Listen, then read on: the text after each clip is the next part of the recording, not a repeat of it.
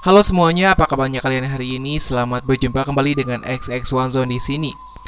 Masih membahas tentang film Nano, kali ini menceritakan seorang siswi yang bernama Miu terobsesi dengan sebuah prestasi dan ingin dicap jenius oleh pihak sekolah.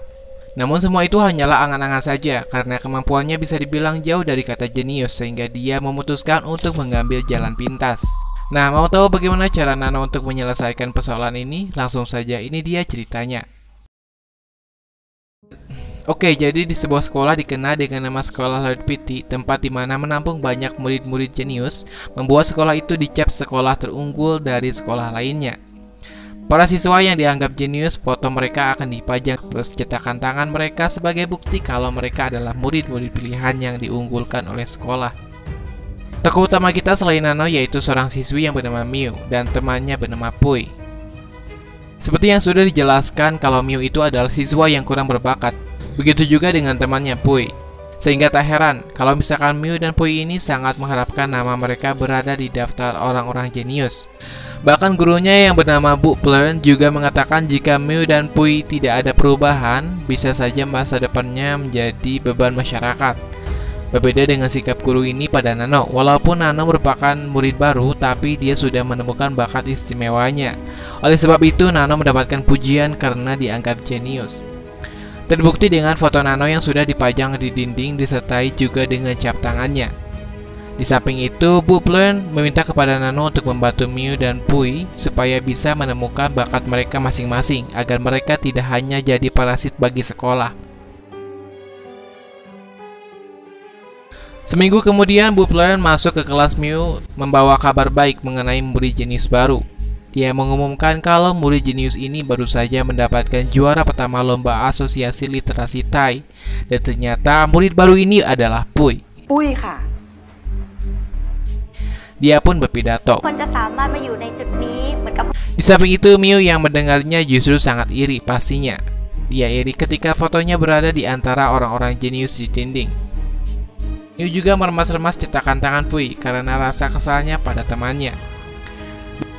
Di lain tempat, Miu dihampiri oleh Nano. Nano mengetahui kalau Miu meremas-remas cetakan tangan Pui. Ditambah lagi, Nano juga menceritakan semua rahasia kenapa Pui bisa tiba-tiba menjadi jenius. Tentunya hal itu membuat Miu penasaran. Nano berkata kalau ingin jenius seperti dia, tinggal buka Google lalu tekan Ctrl+C, Ctrl+V dan sedikit diubah untuk menyamarkan dari karya aslinya. Sama halnya dengan pemandu sorak, lagu, pemain film, semua itu hanya dibuat ulang yang kemudian dikembangkan. Kebetulan besok itu ada tugas karya seni, Nano menyuruh Miu untuk mencobanya. Tiba di rumah, Miu langsung membuka laptop dan membuka Google mencari karya seni gambar yang akan dijadikan tugas. Dari sekian banyak gambar yang muncul, ada satu gambar yang membuat Miu tertarik dan itu adalah gambar sebuah bunga. Miu pun melakukan sesuai dengan apa yang diperintahkan oleh Nano dan merubahnya sedikit lalu diprintlah gambar tersebut. Miu menambahkan sedikit coretan pada gambarnya supaya tampak seperti hasil tangannya sendiri, walaupun sebenarnya menggambar bukanlah keahliannya. Esok harinya saat semua orang sudah mengumpulkan tugasnya masing-masing, tinggal sisa Miu yang belum mengumpulkan. Tiba-tiba Nano sengaja mengambil hasil gambar Miu dan mengatakan hasil gambarnya bagus. Karena penasaran, Bu Plern meminta Miu untuk mengumpulkan tugasnya. Dengan perasaannya yang campur aduk, Miu pun memberikannya. Bu Plern yang melihatnya langsung kagum dengan karya Miu. Dia percaya kalau karya Miu itu hasil buatan tangannya sendiri. Bu Plern juga berencana akan mendaftarkan Miu dalam sebuah kompetisi karya seni untuk mewakili sekolahnya. Dan akhirnya Miu pun mendapatkan gelar sebagai juara pertama kompetensi karya seni. Dan sejak itu fotonya terpajang di dinding sekolah. Bu Plern yang awalnya mengejeknya, kini dia memuji kehebatan Miu. Diduga karena semua bidang sudah ada perwakilan masing-masing, sekolahnya hanya kekurangan dalam satu bidang, yaitu keahlian dalam bidang seni. Namun sekarang kekurangan itu sudah lengkap dengan kehadiran Miu. Tak lama datang Pui untuk mengucapkan selamat kepada Miu. Namun sayangnya Miu masih marah pada Pui karena dia tahu kalau Pui menjiplak karya orang lain. Miu pun dimasukkan ke sebuah grup di mana tempat para orang-orang jenius berkumpul. Mereka sangat kagum dengan kehebatan Miu, sampai-sampai mereka tidak sabar untuk lihat karya Miu yang lainnya. Berdasarkan permintaan tersebut, mau gak mau Miu harus melakukannya. Dia kembali membuka laptopnya dan mencari gambar-gambar yang bagus untuk ditunjukkan kepada murid lain.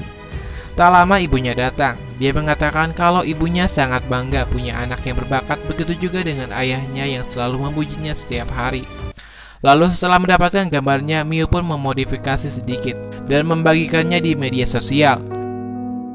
Sejak saat itu, orang-orang mulai mengakui kehebatan Miu dan mulai banyak penggemarnya. Semakin kesini namanya mulai dikenal oleh orang-orang.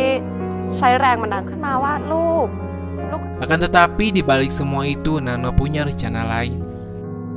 Suatu hari setelah itu, sekolah akan mengadakan acara pameran untuk memamerkan karya-karya murid yang jenius yang akan dilaksanakan minggu depan.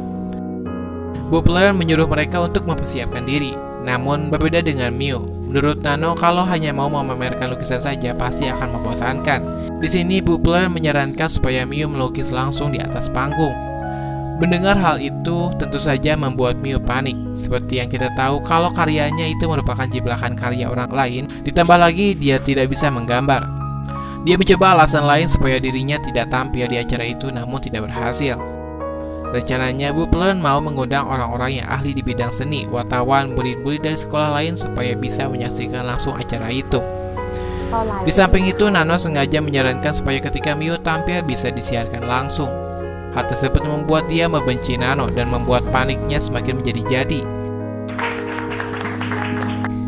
Setelah itu jam pulang sekolah, Miu pun protes sama Nano. Dia marah-marah kenapa Nano mempermainkannya. Akan tetapi di sini Nano menjelaskan kalau dia tidak mempermainkan Miu. Ya awalnya ingin jenius itu kan dia sendiri, jadi petugas Nano cuma mau membantu saja. Di rumah, dia mencoba melukis sendiri, namun hasilnya tidak sama seperti karya jiplakannya, hingga dia pun mulai marah-marah sendiri. Miu pun menelpon Pui untuk meminta bantuan. Sekolah, Pui pun berharap bisa baikan lagi dengan Miu. Tapi ternyata bukan itu maksud Miu. Dia meminta tolong untuk Pui memukul lengannya dengan palu, supaya Miu tidak bisa tampil di acara pameran sekolah. Sayangnya Pui tidak mau memukul tangannya, namun Miu memaksa dia untuk melakukannya karena hanya dengan cara ini supaya kebohongannya tidak terbongkar. Sampai akhirnya tidak ada cara lain, Miu memukul tangannya sendiri berkali-kali hingga terluka, sementara Pui mencoba menghentikannya. Dan kebetulan palunya dipegang oleh Pui. Setelah itu Miu menyalahkan temannya yang sudah memukulnya. Tak lama dia pun meminta tolong sehingga orang-orang yang mendengarnya berdatangan termasuk Bu Plern. Miu mengaku kalau Pui yang sudah memukulnya dan Pui pun dihukum kalau karyanya tidak akan dipamerkan. Kalau bukan karena dia jenius, mungkin sekolah sudah mengeluarkannya. Sementara Nano hanya tertawa menyaksikan drama itu. Alhasil rencananya berhasil. Miu pun tidak bisa mengikuti pamerannya. Lalu tak lama datang Nano bersama Bu Plern untuk melihat keadaan Miu. Bu Plern sangat menyayangkan kejadian itu hingga Miu tidak bisa tampil. Akan tetapi sebelumnya Miu sempat mengunggah karyanya dengan tulisan kalau dia pernah menggambar karyanya dengan tangan kiri. Hal itu diungkapkan langsung oleh Nano. Dengan demikian rencana tersebut gagal, termasuk menyakiti tangannya sendiri itu sia-sia saja. Singkat cerita, ketika waktu pameran itu tiba, terlihat perwakilan dari berbagai bidang menampilkan bakat mereka. Tak lama tiba waktunya untuk Miu untuk tampil, dibawakan langsung oleh Nano. Siap gak siap, Miu harus melakukannya. Semua orang mendukung Miu.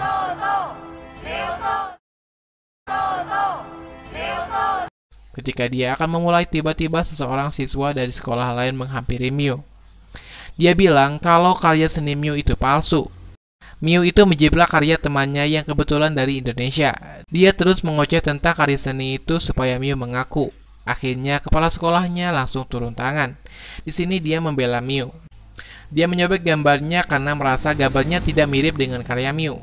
Kepala sekolah juga menyadari kalau siswa ini dari sekolah lain yang diklaim merupakan saingan sekolahnya sejak dulu yang selalu nomor 2. Dan menganggap kalau siswa ini mau menghancurkan reputasi sekolah. Sementara di sisi lain, Miu cuma bisa menangis diam karena merasa malu. Siswa ini menantang supaya Miu menggambarkan karya yang sama seperti yang dicontohkan untuk membuktikan kebenarannya.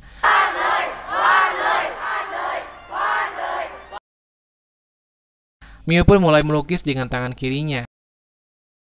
Setelahnya selesai, ternyata hasilnya berbeda. Namun di sini kepala sekolah meyakinkan penonton kalau lukisannya sama. Tidak hanya itu, kepala sekolah juga masih tetap mendukung Miu. Di samping itu, siswa ini masih kekeh kalau gambarnya itu tidak sama. Setelah sekian lama cekcok dengan kepala sekolah, akhirnya siswa ini pun pergi. Selepas kejadian itu, mereka masih menganggap Miu jenius. Sesuai dengan moto sekolah, meski dalam kegelapan, berlian asli pasti bersinar. Miu pun berpidato dan film pun berakhir sampai di sini. Oke, pembelajaran yang bisa kita ambil dari episode ini yaitu sepandai-pandainya berbohong pasti suatu saat akan terbongkar. Ada orang yang bilang kebohongan hanya akan menyelamatkanmu sementara, tapi akan menghancurkanmu selamanya. Terima kasih ya buat teman-teman yang sudah tonton sampai akhir. Apapun yang kalian dapatkan di episode ini, ambil positifnya saja, buang negatifnya. Untuk itu saya akhiri perjumpaan kita kali ini. Sampai berjumpa lagi di video selanjutnya.